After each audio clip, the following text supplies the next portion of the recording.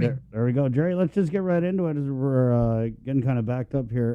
The Airbnb vaccine program rollout holdup. We're just not sure. We were trying to get some answers from public health yesterday, as we heard that GVB was waiting on public health, and then public health said, "Oh no, we're not I." So what is the holdup with the protocols for standing up this program? Because Lord knows we've got all the fanfare. People have been waiting. Well, Chris, here's what we know as of today. The GVB, in cooperation with the GHRA folks, have put together basically a menu of tour packages that includes the vaccination, vacation vaccine program. Not just one vaccine, but Pfizer, Moderna, Johnson, and those are the three primary ones, right?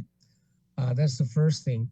And then GHRA and GVB have put together these packages that follows pretty much the current protocols on the vaccines and the process of getting, without quarantine on arrival of Guam, and also acknowledging that they can be tested before they return, so that they can also comply with their country's protocols.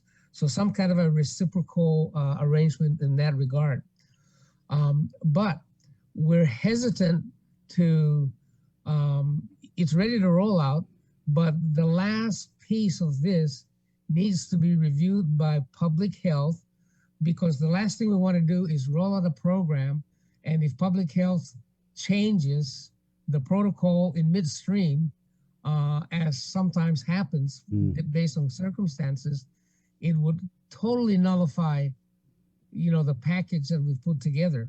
And so we wanted to be absolutely sure of public health approval for these protocols before we roll it out and people start, buying into it. Yeah, so how do we kind of nail down public health and back them into the corner and say, hey, we need this, we need it now, and we need it to stay fixed for the sake of tourism? Yeah, we're still working it with public health, and the governor's been very involved in pushing this so that we can get it going. So that's all I can tell you at this time. Okay. So that marketing plan again. So I'm guessing, Jerry, from what you said, that it's like you're going to market this vaccine package to, for example, AstraZeneca, maybe to the Korean market, right? Yeah. Now that's a subset of what we're trying to do. The focus of the discussion that I was referring to you earlier was vaccination for expats, right? Yeah. Now what we're talking about is really opening it up to our visitor market because of the acceptance of AstraZeneca. And we're very, very happy that the governor has approved and the Surgeon Cell have approved the use of AstraZeneca, because that is a large piece of that's a large vaccine being used in Korea right now. So what we need to pin down now, and we're working it as we speak, is if they get AstraZeneca, when they come to Guam, they will go through a certain protocol process that would be reciprocal on return, so that when they go back to Korea, they won't have to go through an onerous, process. And part of that program is to be able to give them a vaccination here before they depart for Korea, for example. Right. What about Japan? So I was just reading this morning that the vaccination rollout in Japan a little slow. So how? Yeah, Japan is a little bit different. Two issues in Japan. The first issue is you're quite right. They are really slow in their vaccination, but their focus really is the Olympics, and their focus is getting enough vaccines to the people involved in the games, and that's a detraction from the tourism market that we're trying to push. The second to that is that they are very strict still on their protocol. It doesn't matter whether you're vaccinated or not, you still, at the current policy, need to go through a 2-week quarantine in Japan. And so that's a big obstacle. Gerry, what about the CNMI? We had the governor's spokesman, Kevin Bautista, on the other day, and he was talking about a familiarization tour of Korean government officials that are headed to the NMI as part of the effort to kind of reopen that source market. Are we looking at or trying to piggyback on this effort or duplicate it in any way?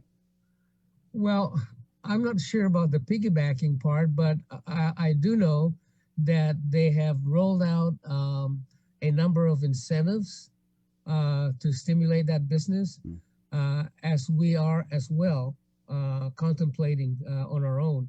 And so we're just looking at the different possible incentives. Here's the issue. Japan, Korea, for the most part, have been generating domestic tourism so that their tourism business doesn't die on the vine, right? A lot of the incentives that Japan and Korea use to stimulate their domestic tourism are some of the same incentives that we are looking at on Guam, because by extension, if you look at Guam's geographic proximity, we can really be a part of that domestic regime, which makes the kind of incentives that they're employing in Japan now perhaps relevant to us here in Guam as well. And that's what we're looking at today. Right on. So they've got the one incentive I wanted to ask about specifically, and I also think I saw it on you guys' drawing board, was this: give the tourists money to spend when they come. Yeah, there are a number of issues, and I don't want to get ahead of ourselves at this point, Chris, because there are different kinds of incentives that relate to spending money to tourists, spending money for the suppliers, airline incentives. I mean, there's a plethora of opportunities for us to really look at, and it's just a question of, number one, whether we can afford it; number two, whether it's sustainable; and number three, whether it's really good value for money that we put into the program. So that's kind of what we're talking about today. Well, that's good to know. Gerry, I think that's about is there anything in closing that you wanted to kind of add? No, we're the only thing I would say is that we really are encouraged by the continued push for vaccinating the island.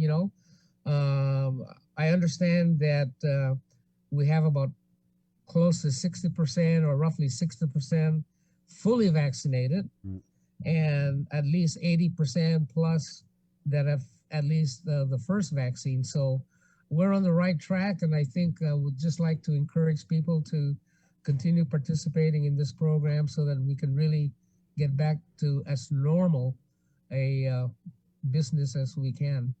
Right on. Gerry, thanks for coming on. Appreciate it. Oh, you're very welcome. Talk to you later. Keep us posted. There you go, Gerry Perez, the vice president of the Guam Visitors Bureau. They're working on it, okay? In other words, they're working on the Airbnb. Of course, the initial effort with that air vacation and vaccination thing, which was coined by former Governor Carl Gutierrez. He's been coming up with pretty cool little slogans. And like Dr. Perez was saying, like this all kind of is contingent, and this is the thing that I was asking the governor, former Governor Gutierrez, a couple weeks ago. Was I said, you're someone who's used to doing strategy. The typical way was, you have a series of meetings and you come up with a plan and then you execute the plan. And the thing that's been so hard in the last year and a half is, you come up with a plan and then the next day the CDC says something or public health says something, and it constantly changes. And as Dr. Perez just said, we've got our strategy. We're just waiting for public health to sign off on it because we don't want to start and roll something that's got a lot of moving parts and a lot of balls in the air and get this thing rolling and then, have it go sideways. Think of it like this, our friend Lonnie with this adult daycare that she was going to open. They had all the green lights. Then the day of the opening, they're told they can't open because of some type of awaiting a new guidance. So, yeah, we definitely don't want to see a repeat of that.